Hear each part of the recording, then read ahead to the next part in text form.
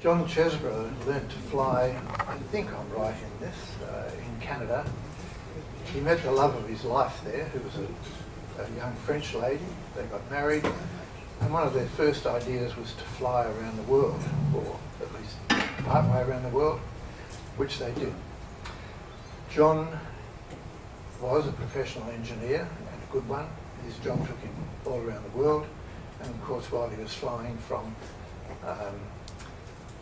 America to Europe and to Australia, sometimes he got called off, broken off to do a little bit of work, and then back to the aeroplane with his wife.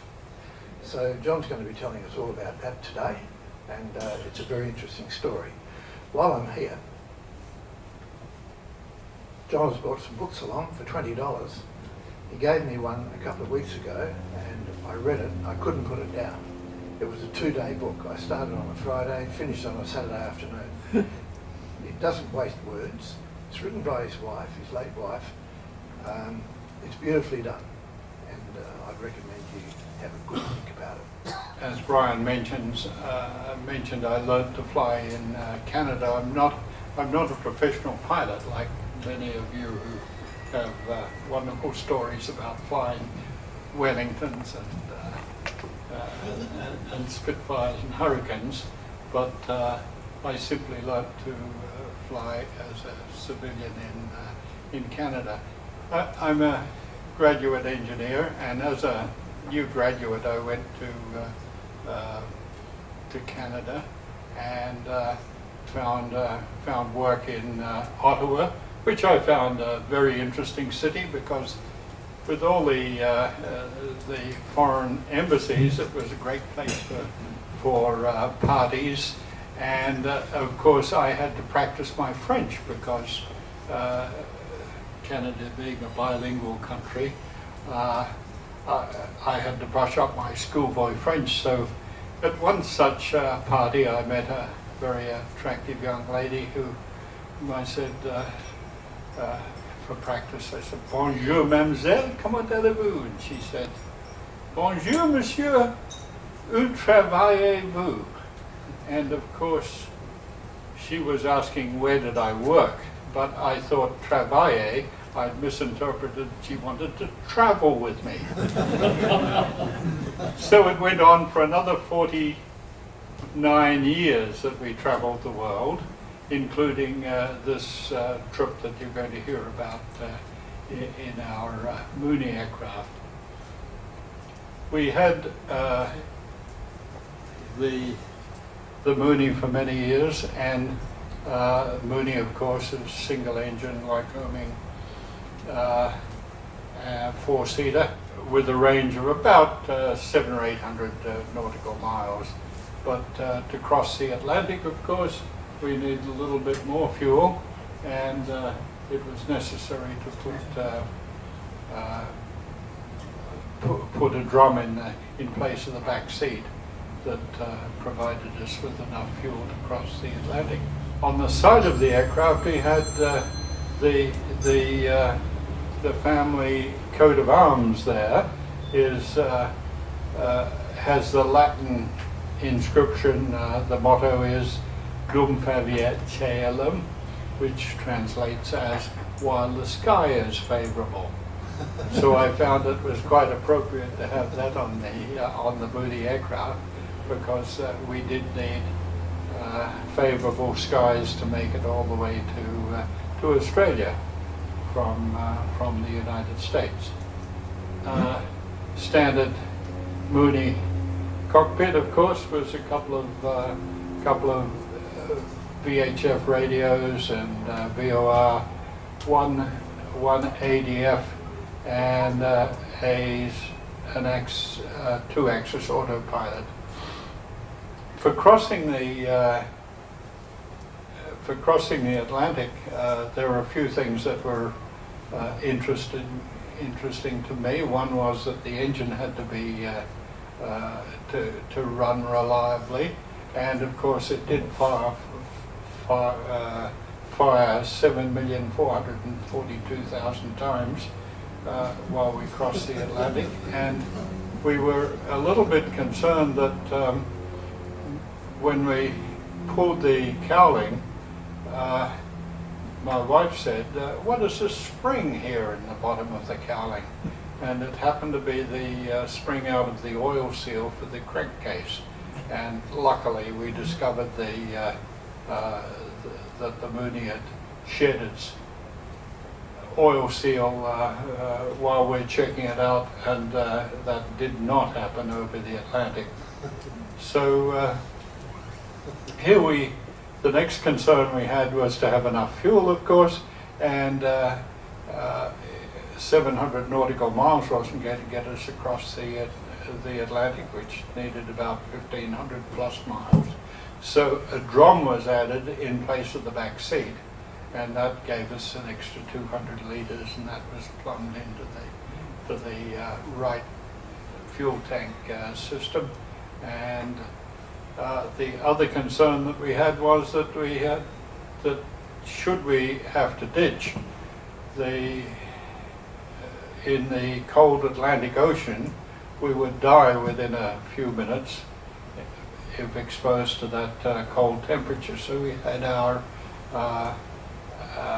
our immersion suits, which we wore in the aircraft, because as you can see in the next picture, it was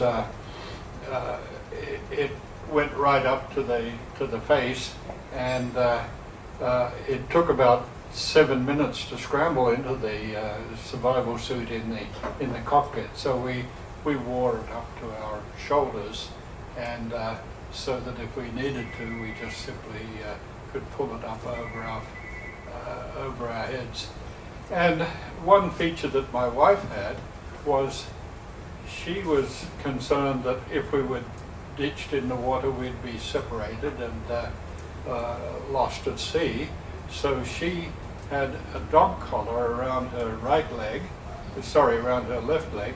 She attached a dog collar to my right leg, and she had 2 meters of rope coiled up, and if we were to go into the water, she was going to snap that onto my leg just to make sure that I didn't get away from her.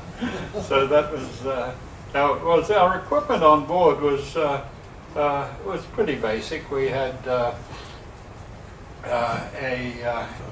two-man life raft, enough water and some emergency rations, and of course people always want to know how you last for a 7-hour flight in a cramped cockpit.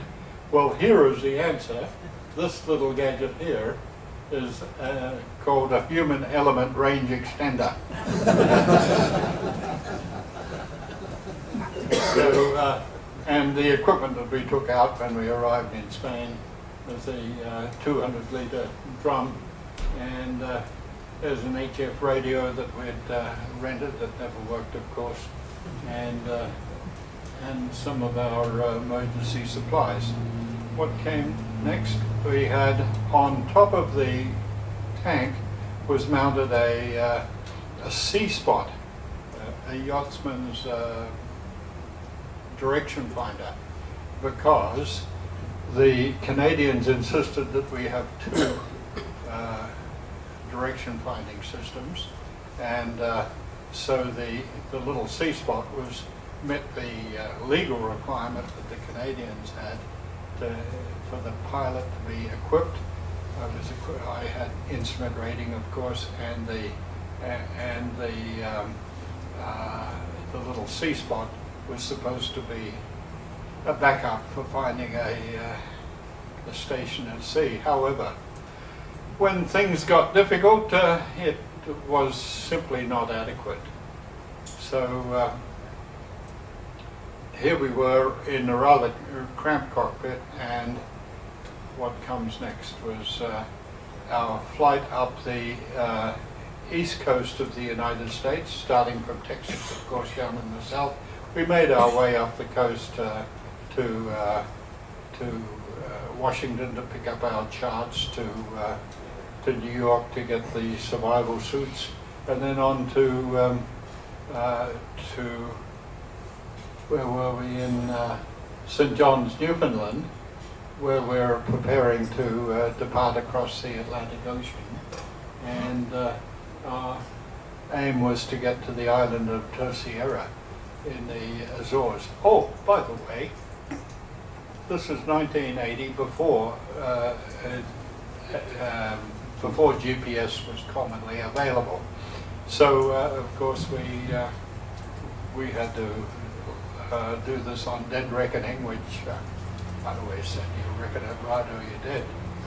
And but we did find the island there, and as we did have icing in cloud, and wife's job was to watch for ice forming on the wings, and when we collected some ice, we're at 9,000 feet, decided that we'd climb. We climbed to 11,000 feet, and we're in drier air, and the ice gradually sublimated, and we broke out of the cloud, and we were,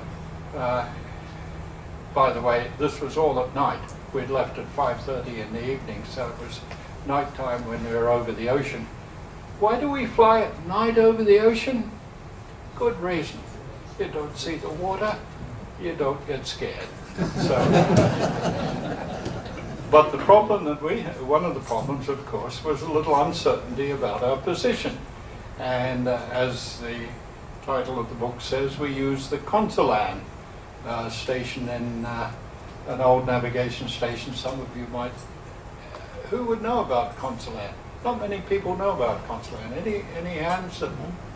Oh, there is somebody who knows Consolan. That's good, because when I talk about Consolan, nobody knows about it, and I'll explain a little later on if you're interested. As we broke out of the cloud, we thought that we saw the island, the volcanic peak of an island called Pico, which is a volcano 7,000 feet high. And as we watched this peak, as we looked at the peak and we were trying to identify the navigation light at the end of the island, the peak just fell over into the ocean. And what it was, it wasn't an island at all. It was a shadow of a towering cumulus cloud that fell over. So, which just goes to show that if you fly for 5 or 6 hours at 11,000 feet without oxygen, and if you're looking for an island, you'll find an island, you'll see an island, and we did. So after getting a cross bearing on the island of Horta, we figured that we should be more or less within range of the Azores, and they flicked on the transponder, and the green light flashed, and they said, "Oh, got somebody looking at us." And of course it was the military at Terceira. So I looked up their frequency, and 108.3 gave them a call, and back came the answer: November 6201 Delta, your radar contact 130 miles to the northeast of the island of Terceira. Okay, I said, so can we land at Terceira? Negative, he says, this is a military base. You can only land in case of an emergency. So, more or less putting the words into your mouth, isn't it? So, what is the next word from me? This is an emergency.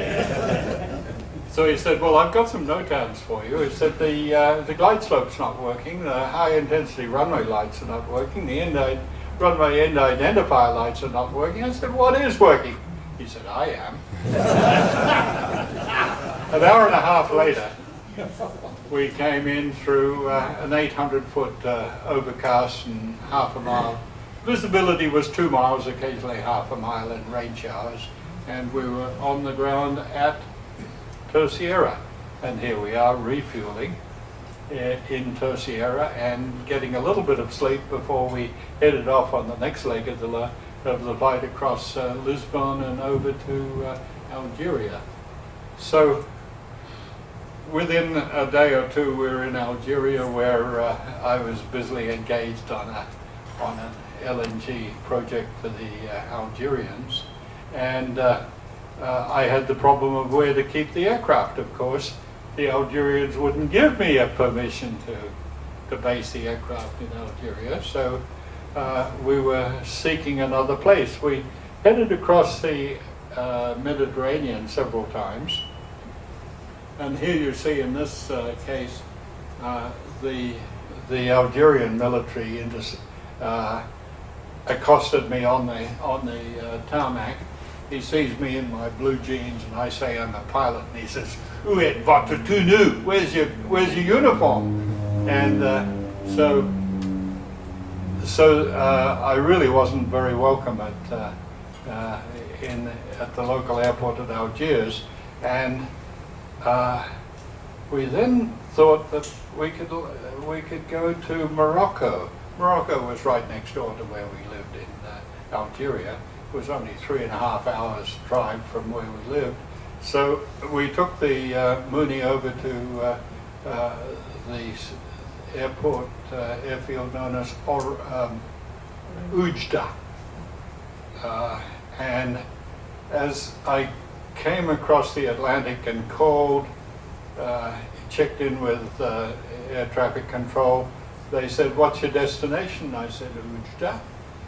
And a voice came screaming back at me. A little chirpy voice said, "Oujda!"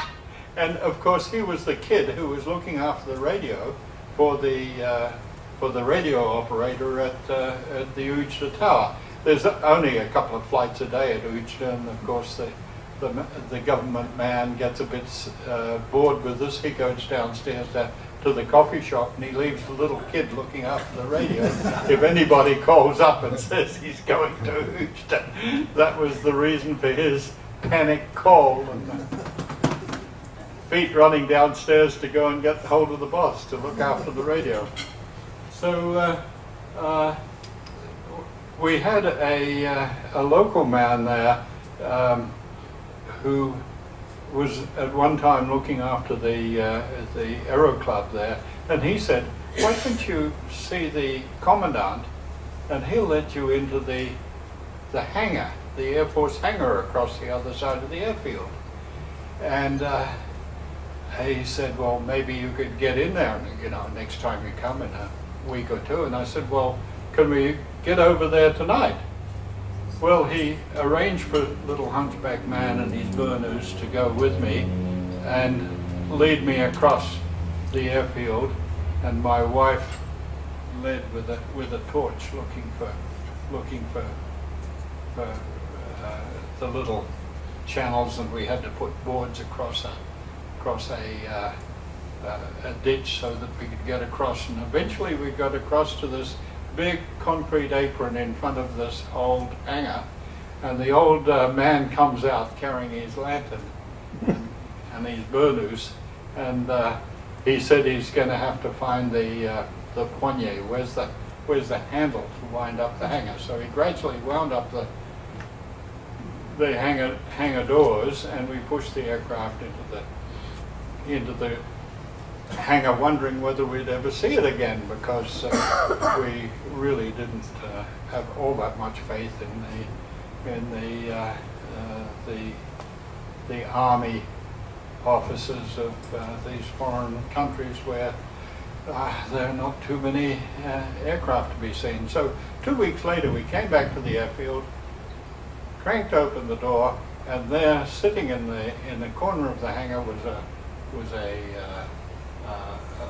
fairly new French robin, painted green, a lot of bird crap over it and dust.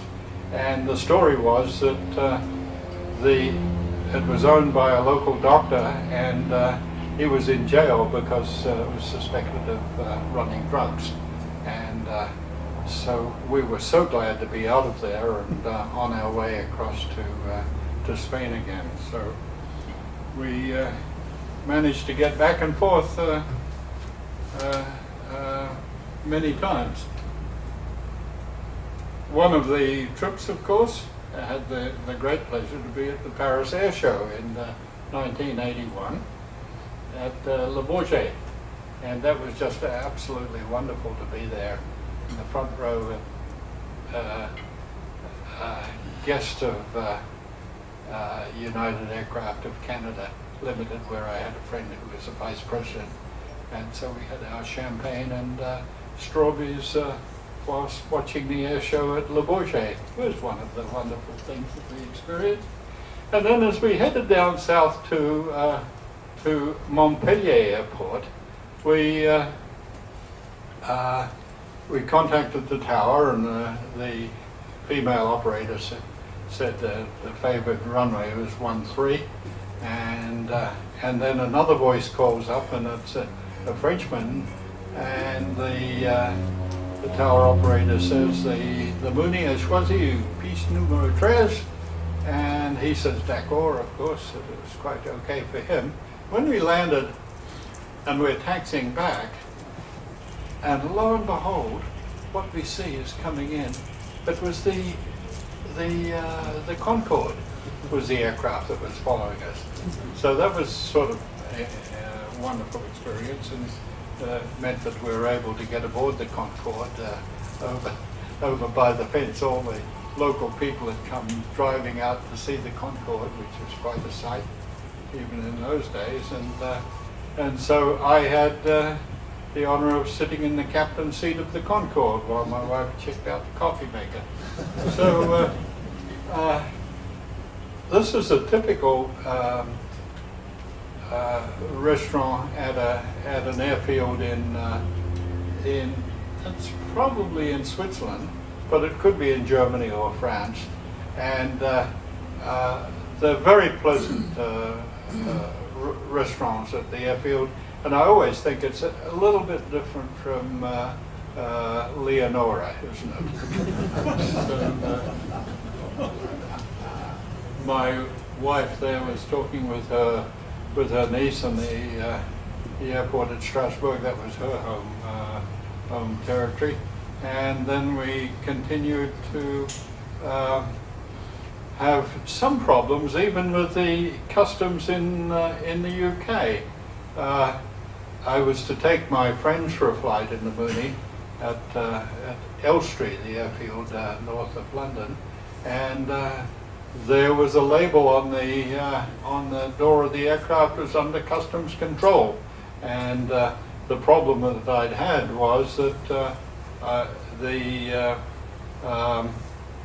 that when I checked into the UK in Exeter, the customs man had said, "Oh, don't forget to see us in the morning." It was getting late, and he wanted to go home. He said, "You can see us in the morning before you leave," and I neglected to do that. So the result was that I was not properly checked into the UK, and they seized the aircraft. So then it was time to plan the next leg of the operation, was to fly from London, of course, to Sydney and Perth. And this is roughly what the plan looked like, showing about 22 different fields that we planned to land at.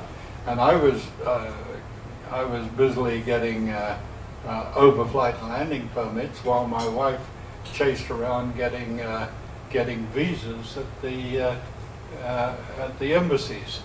In one case, she was at the Nepalese embassy saying that we needed visas for Kathmandu, and the secretary at the embassy said, "Oh, don't worry, Royal Nepal will look after that. You don't have to get your visa." And she said, "Oh, but we're taking our own plane." "Oh," she said, "you must be very wealthy." So it went, but it seems that, and we faced that quite a few times at different places, that if you're flying your own plane, that you must be very wealthy. But of course it was, the little Mooney was earned by the sweat of our brow, working so hard over many years. It was, it really was such a place. So finally we got away from from Biggin Hill in London, and you notice that we're wearing the red and white windbreakers, and that was provided by Carlsberg. Carlsberg fortunately had donated some money to sponsor our trip. So we had a little logo on there from Carlsberg, and we didn't see very much of Carlsberg, but of course we enjoyed.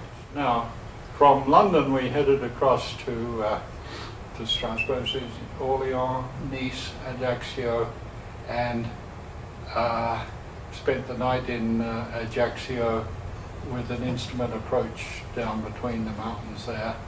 And after staying the night there, we headed over to Tunis, where we enjoyed visiting my wife's niece who lived there, and we had our Tunisian oranges. And why were we going to Malta? That's because Tunis didn't have avgas for us. As often happens at these major airports, you can get your jet fuel, but you can't get avgas. So we made plans to go ahead to Malta. On the way to Malta, we're overflying the island of Pantelleria, and suddenly my wife says, "Oh, look, we're being intercepted."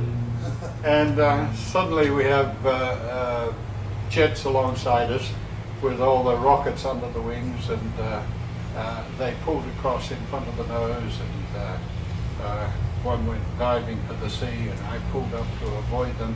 And it was just for a few brief seconds we had our excitement there, and I called Malta, "We're being intercepted." They said, "We don't have any operations in your area." I said, "Why don't you check with Gaddafi, and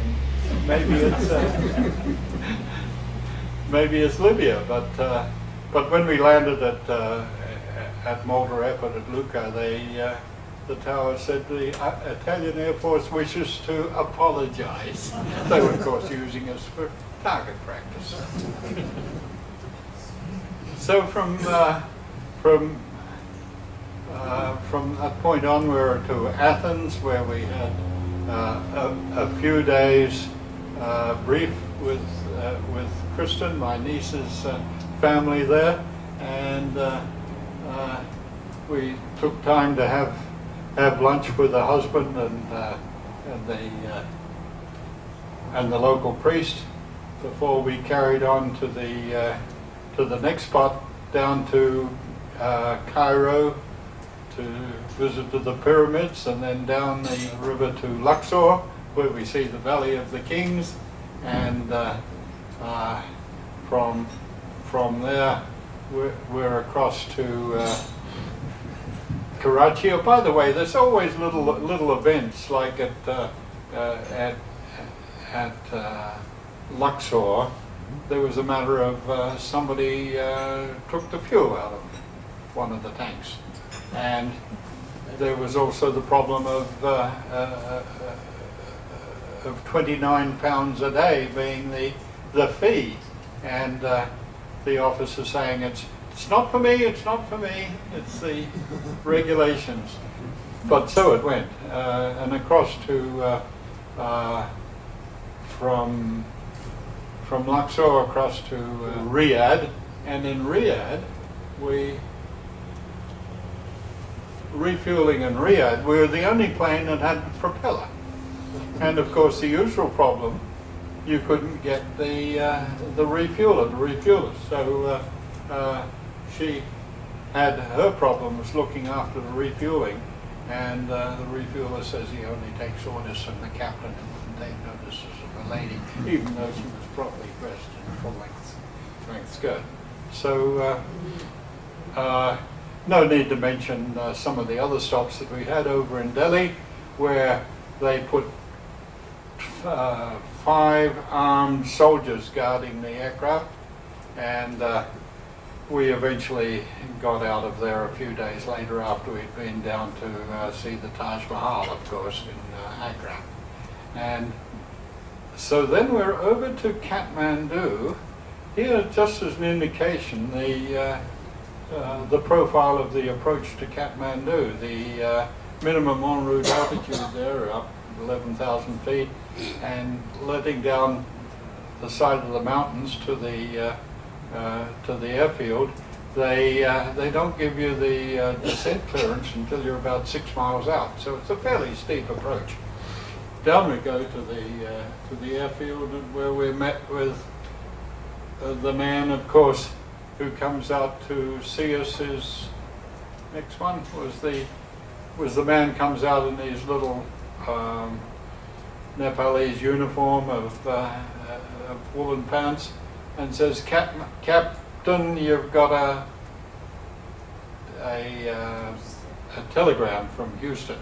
And what it was I was needed in Kalimantan in Borneo to look after a project there where the Indonesian operators had overpressured a main exchanger and launched it like a missile and killed a few people. It set fire to the plant, and we had to rebuild it, and I went in as one of the engineers to help on that project.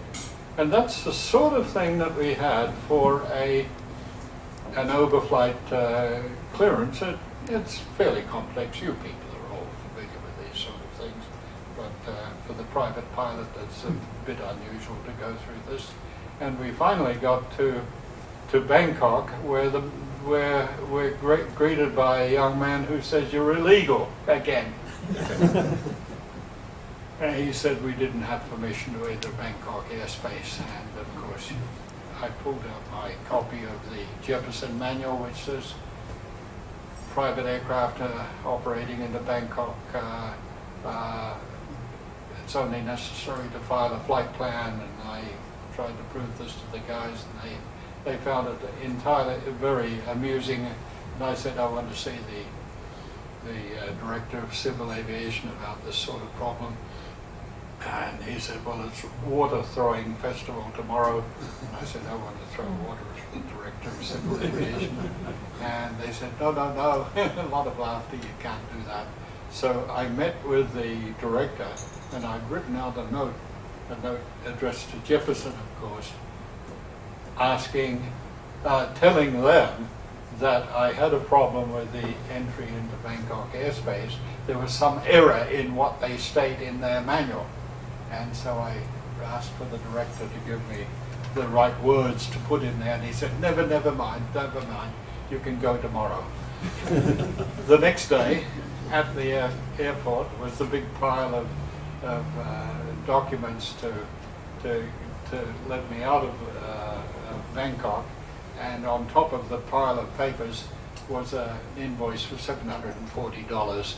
Of course, I hadn't greased the palms, so they were finding an official way to get the money from me.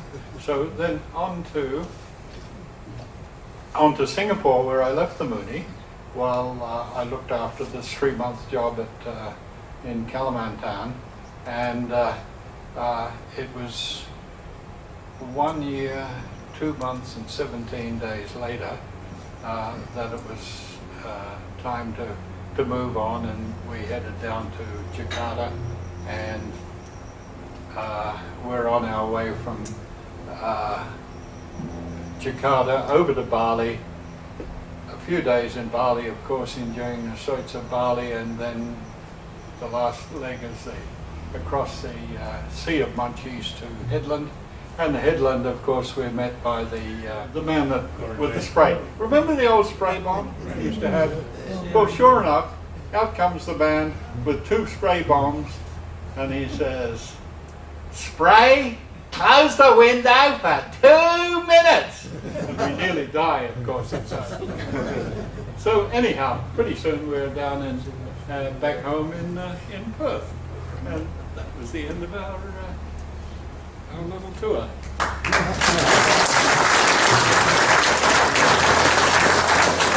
Consulan has quite a simple arrangement where you tune the 257 kilohertz in this case, and that receives a station up near Brest, and you get a signal that after an identifier, it gives a series of dots and R's, and it goes dit, dit, dit, dit, dit, and then ba, ba, ba, ba, ba.